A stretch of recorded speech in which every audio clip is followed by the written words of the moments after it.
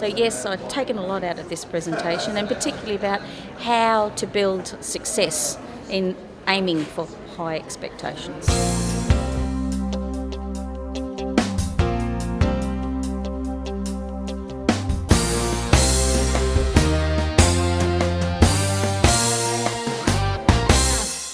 And one of the things that was really interesting was the capability framework for principals actually talks about setting high expectations.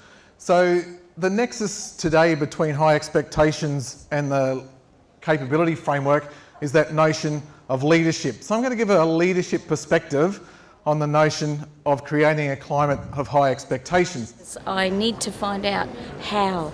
I need to ensure that those high expectations for staff, students and schools are met.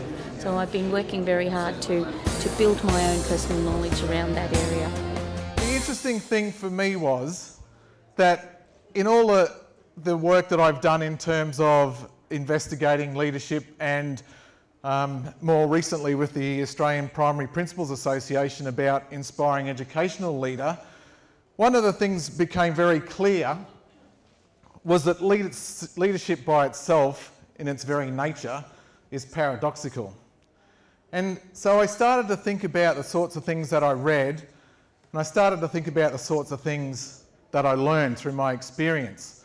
And I started to think the more I read, the more leaders were expected to be superheroes. That it was undies on the outside and away you went into the fray to do the job.